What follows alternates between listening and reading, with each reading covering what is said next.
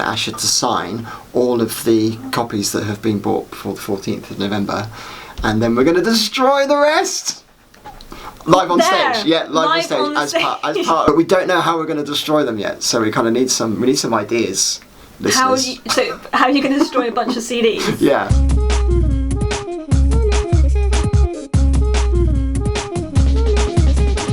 I have got Asha in the studio. Hello. Hi Asha. And I've also got David Days. Hello. Why are you here, Dave?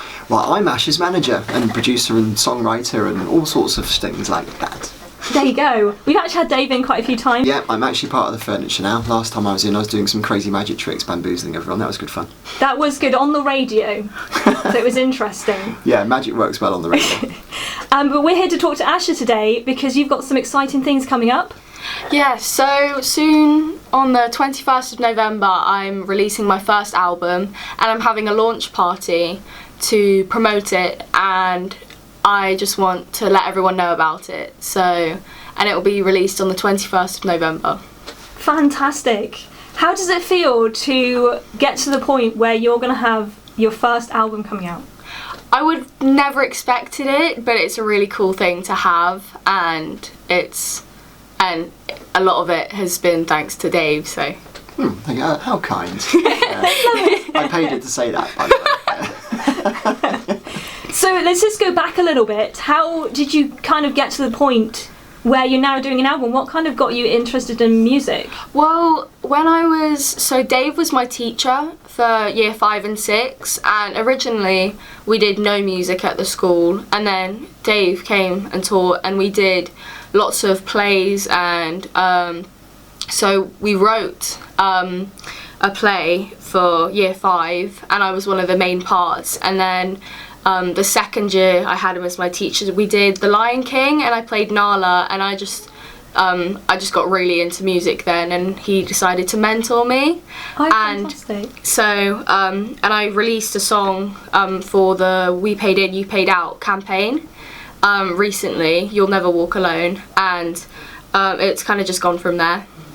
That's awesome. So it's something that kind of started off with you doing stuff at school, and you found a passion in it that you wanted to kind of keep going? Yeah. And Dave was there to help you along as well? Yeah. I mean, I could spot Asha's talent immediately because I've been teaching for 20 years, and it's very rare to have someone of Asha's talent come along, and it was just too good opportunity to miss, because I was also at the stage of my career where I was ready to move on and go more into music. I always loved music anyway, but only really done it part-time because of my teaching career. Right. But now I'm going full on, and kind of Asha really inspired me to do that. So Asha was a big part of me making the decision to to leave my job and focus on what I've always really wanted to do in my life, which is making music. And so I feel really lucky to have an amazing artist like Asha to work with. That's awesome. What kind of motivates you to keep going? Because I know, like, when I was growing up, I'll often get into something and then just kind of like stop doing it. I think it was more that I just love doing it so much, because I think with a lot of things, if I'm not really that into them, then I won't continue to do them. And it's also like when I first started learning the piano, I really didn't like practicing, but when you get into it and you actually learn how to do it properly, it's like it's good, and you kind of like doing it more. So I think it was more just that I love doing it so much. That's awesome, especially that you found something that you enjoy so much that it's not really like a chore or anything. You just get so much out of it, and you've been able to develop skills and talents through that as well, because you do play the piano, don't you? Yeah, I play the piano, and I'm learning the guitar, and I write songs as well. So yeah, it's a plethora of skills that have come from doing it. That's awesome, especially because I've seen Asha play a few times live, and she can sing and play the piano and all this stuff together, and it sounds awesome. So you've definitely built up something, and it's great to see your passion in it as well. You really enjoy it. So what types of things inspire you? What type of music do you like doing? I like loads of different ones, but I do quite a lot of ballads, and I write some of the songs I write, most of them are quite slow, but I'm kind of trying to write more upbeat songs. But a lot of the songs I write kind of like relate to me, or there's something that other people can relate to as well. So have you started writing as well? Yeah, so I think I probably started writing about, like, I think it was, I've always tried to write songs before, and then Dave kind of taught me the like basics of it, so I knew how to do it better. And I've written quite a few about like a lot of things, and my brother has autism, and he's here with me today, and I wrote a song about him for when he was struggling, and it's called Be Strong, and hopefully I'm going to release that in the second album if I can release it. That's really cool as well, because I think songwriting is like a whole other ball game in itself. The whole idea of putting thoughts or emotions down onto a page and making it work for a song is really challenging. So the fact that you're sort of, because I know that I've heard you do covers before and things like that, and sort of venturing into sort of this new territory as well is really exciting. So going to this sort of album then, what types of songs have you selected for the album? What can people expect? So we've written quite a few, and that whole album is mostly about kind of changing the world, because obviously climate change has been quite a big thing recently, and the whole reason the album idea started was because Extinction Rebellion, the big climate change group, asked me to write a song for them. Oh, right. So we wrote it, and it's called One World, and we're going to release that separately just for them. But then it kind of sparked the idea of the album, and so we've written a few other songs. One of them's called If You Want to Change the World, and we went up to London with a big sign, and we tried to get as many people to hug me as we could, because and we thought that would just be like a really nice idea for it, just kind of like keeping everyone happy, and it was just quite a nice idea. And just the whole album, there's a few covers on there, like there's Mercy Mercy Me and Big Yellow Taxi and stuff like that, so yeah. So it's quite a selection of things. I like some of the stories as well behind how you got to the songs that you put on the album, that it kind of started from this one project that you did and then just kind of escalated, and you now got this whole collection of things that kind of fit together. What type of feel would you say the album is? I think I wouldn't say there's many upbeat songs on there, because it is more of a like, the songs are meaningful, and they're not supposed to, they're not like a pop song, I wouldn't say, but they do all have a meaning to them, and I think some of the songs are like just really nice songs to like sing along to and everything. It sounds like, especially from what you said with the Extinction Rebellion stuff as well, that there's a lot of meaning behind a lot of the songs. There's a lot of emotion that can come from it as well. I know that you prepared to do some songs here in the studio with us today. So you're going to do a song called Running? Yeah, so this is one that I've written, and I wrote it quite a while ago, and this is called Running, and this will hopefully be on the second album as well. And so this is Running by Asha.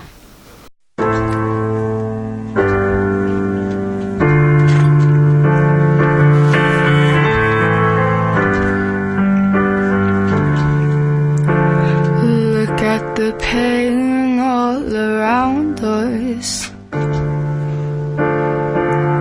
the shame is surrounding us, the screams that destroy us, the people that are scared to love. I'm just running, running, running, looking for something, running, running, running, looking for nothing. Look at the tears that are drowning us, the hate that's destroying us, the things that are harming us, the people that are scared to love. I'm just running, running, running, looking for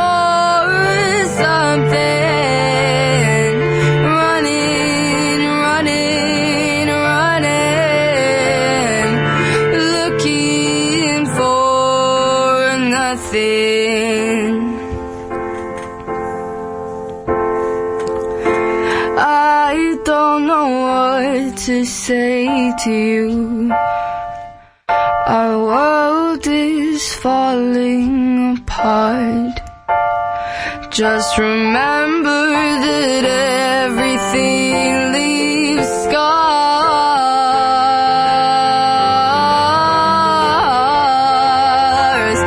Running, running, running, looking for something. Running, running, running, looking for nothing. Running, running, running, looking for something. Running, running, running, looking for nothing.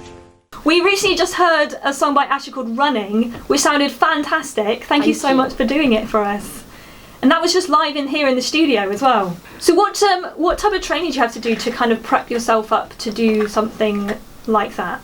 Well, I've had singing lessons since I was 9, I think. But recently I've been with a newer teacher, and she's really good, and she my voice has got a lot stronger. I think I'm kind of used to it now, so I don't have to kind of prep myself as much. So yeah. I like it. So all that practice is kind of, you've got used to it. That's what I found as well when I started doing radio. I was so nervous, and then I just kind of got there in the end. How does it feel to have your first album? It feels really cool, and it's just like unreal that it's happening, because my kind of dream is to be famous, or at least well known. So yeah, it's really cool. And to think that you've gone to the point where you've got enough songs to put an album together is a lot of hard work as well. It's not like that just happens. Yeah, and we've got a mix of covers and originals on there, so it's kind of like a big variety of stuff. So not only is the album coming out, but you're also having a launch for it. Yeah, so I'm having a launch party on the 21st of November, and if you get the tickets now, you can go to David's Facebook page, David Days, and my website, ashamusic.co.uk, where you can also find my social medias, and you can buy tickets, and if you buy tickets now, you will get a limited edition CD, and so Dave can help me explain this bit, but just before you do, where is it taking place and the time? It's at the New Town in Poole, Okay. which is this really lovely music venue in Poole, very close to Tower Park. And it's Asha's performing at 9 o'clock, 9 till 10, but there's 2 other artists that are on as well, which are hugely popular in Bournemouth. There's Russell Starmore is performing, and also Matt Black. Both of those are massively popular in Bournemouth, so it's going to be a really amazing night, even before Asha gets on stage, and then that's going to be fantastic as well. So yeah, so it's all happening at the New Town. So obviously releasing the album as a digital download, but we're going to produce a hard copy of the album as well, but a very limited edition. So for anyone who buys tickets for the launch party before the 14th of November, will get a hard copy of Asha's album, but it's the only time it's ever going to be made available. Now, because when I send them away to be manufactured, they only do them in batches of 50. We're going to have some spare. So when we get to the day of the launch party, we're going to figure out what the spare stock is. We're going to ask Asha to sign all of the copies that have been bought before the 14th of November, and then we're going to destroy the rest! Live on stage, yeah, live on stage as part of the show, which will then make the remaining stock even more valuable. So if Asha ever goes on to achieve great things, then there'll only ever be a very, very small number of these things ever created signed by Asha. And we're not going to create any more hard copy CDs. It's only going to be available for digital download after that. Oh wow! But we don't know how we're going to destroy them yet, so we kind of need some ideas.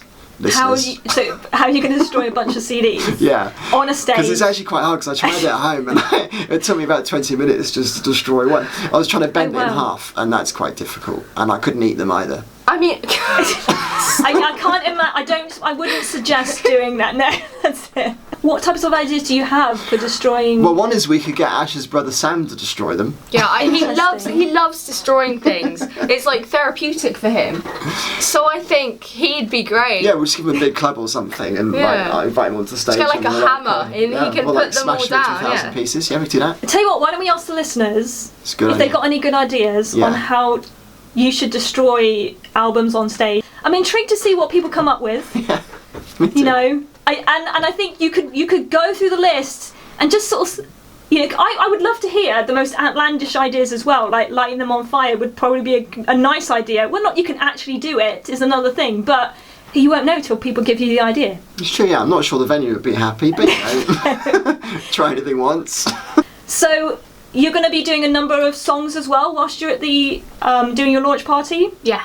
So I'll be going through a few of the songs from the album. Only a few though, because I don't want to spoil too much. And I'll also be doing some other covers and some more originals as well. So Looking ahead to the second album as well, so the show's kind of structured with a few well-known songs to begin with, and then we're going to be doing songs from the album as the middle section, and then we're going to be doing a few of the new songs that haven't even been recorded yet. There's some sort of little teasers in there as well. Yeah. And we got a Fantastic. great idea for our second album and what we're going to do with that.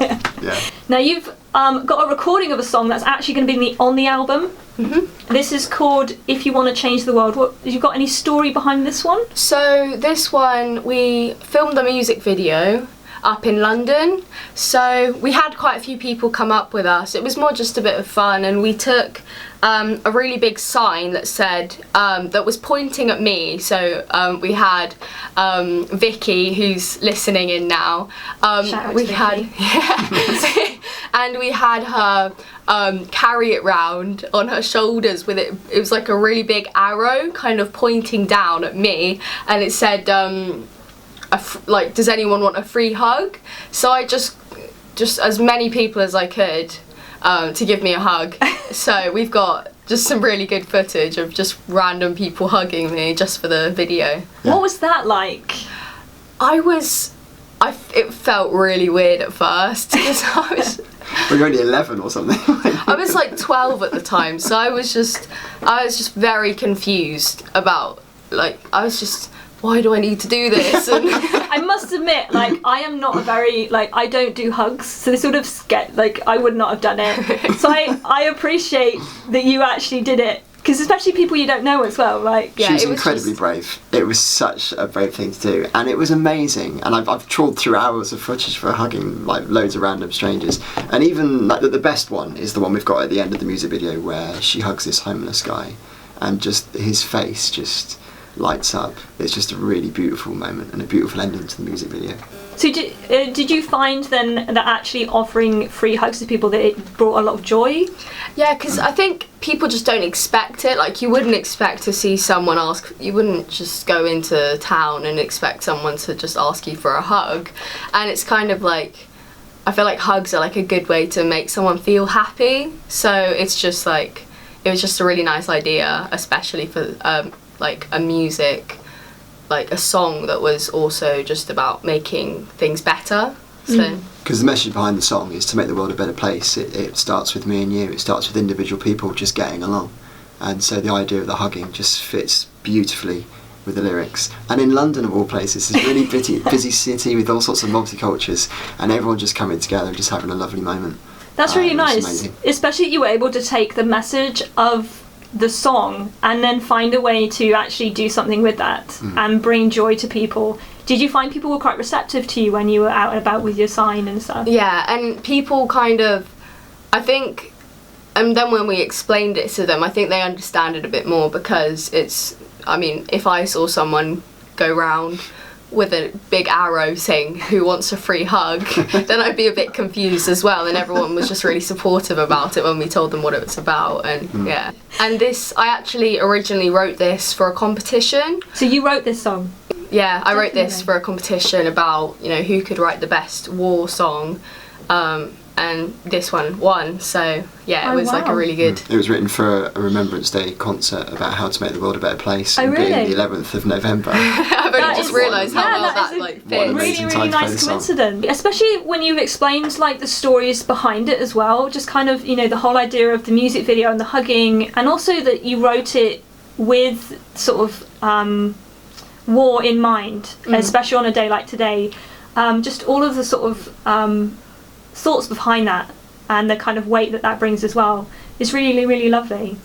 Yeah. It was kind of like, I mean, I've always, like, originally it was just for that competition, but we just thought it was such like a nice song and it kind of relates to like a lot of other problems going on in the world, so we thought it was just a really good title for the album. So that's lovely. What was it that kind of made you pick that song out? Yeah, I think it was more just like, also just the title of the song is just so obvious about what it's about, and it kind of just shows what message we're trying to get across. Definitely, and I think it gives a good feel to what the album's like as well, listening to that song and the type of music that you produce. What types of artists inspire you? So I listen to a lot of Billie Eilish, and it's like slow songs, and kind of, I don't have like a certain artist that inspires me, but I listen to Lewis Capaldi quite a lot, and we've done quite a few songs of his, so when I'm playing with my band, we do Someone You Loved a lot of the time, and we kind of change it up a bit, so it starts really slow and then we get to the second verse and the whole band comes in. It just sounds really cool, and his songs are just so like meaningful as well, so it's kind of like my kind of stuff. And I think he just released one song and he was famous, and that's the kind of thing I want to like end up doing. But yeah, I think as well, especially music like this, it really, I know that I listen to songs like this when I am feeling a certain way, or you want to express something that maybe you're not able to do,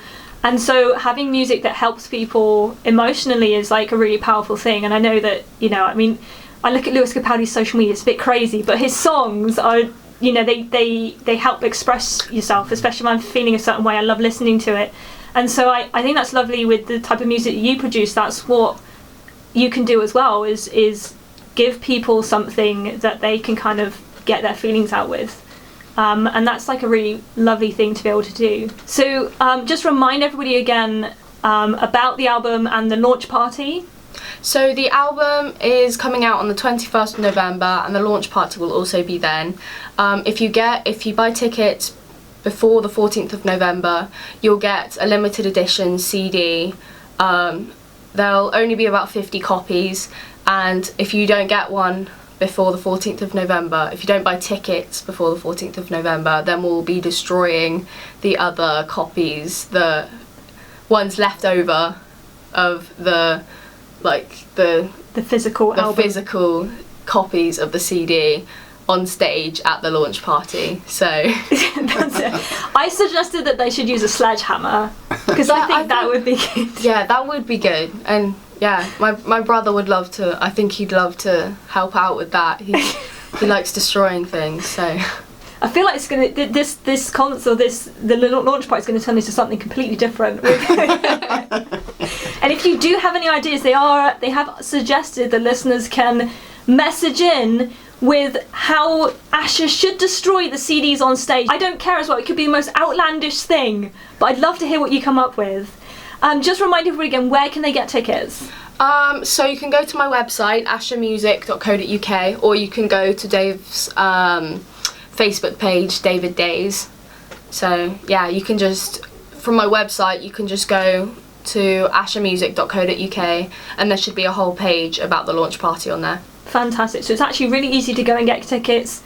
And what's sort of, obviously you've got the launch party and everything's kind of building up to the album right now. What are you looking forward to in the future? What's kind of coming up for you? So I'm hoping to release another album, and I think the second album will hopefully be more my kind of style, because I love writing about changing the world, but it's kind of, I kind of want to start doing more upbeat stuff and more pop music than ballads and slow stuff, because I feel like that will definitely help me in the long run. So I just want the second album to be a lot more my kind of style.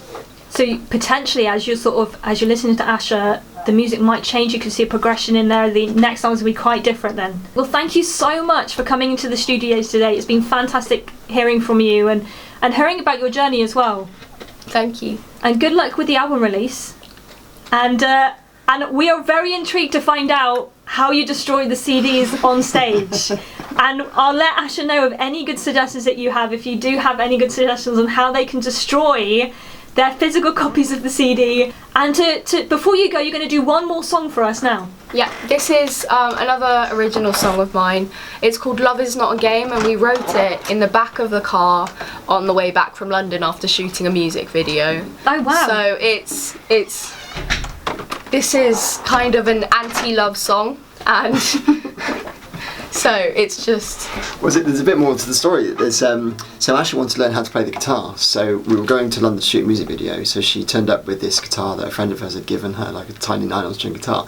So I taught her the guitar in the back seat of the car as a mum drove us down to London. Oh wow. By the time she got to London, she knew how to play all the root chords. So she could play all the chords to her favourite songs by the time we returned home from London that day. She's like some kind of musical genius. And on the way back, she said, I've never written a love song before, can we write a love song? And I said, yeah, but it's quite a tricky one to write because it's got to come from personal experience, And she goes, well, it's quite tricky because I'm not in love with anyone. But she did find a lot of the boys at the school annoying, so this is more to do with it's a message about that, really. Yeah, it's about my ex-boyfriends constantly telling me that they loved me in the first 30 seconds of being out with me, and it just annoyed me. I love it, it's fantastic. So you're going to do this one live in the studio. Yeah. So I'll leave it to you guys. This one is called Love Is Not a Game. Yeah.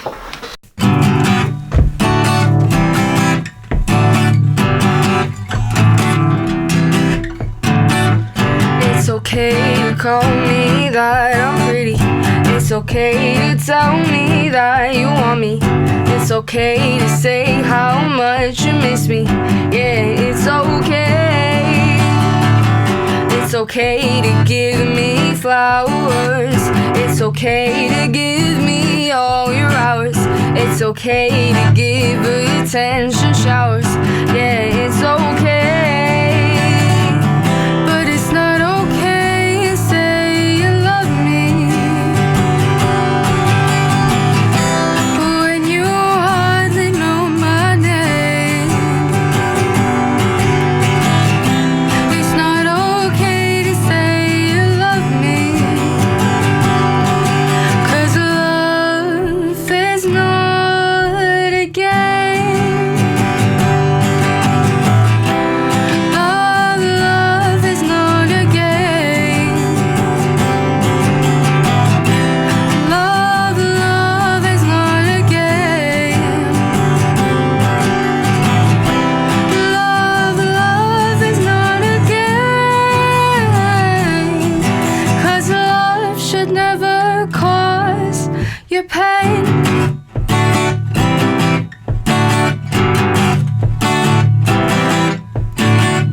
It's okay to treat me like a lady. It's okay to call me up and tell me. It's okay to say that I'm your baby. Yeah, it's okay. It's okay to buy me pretty things.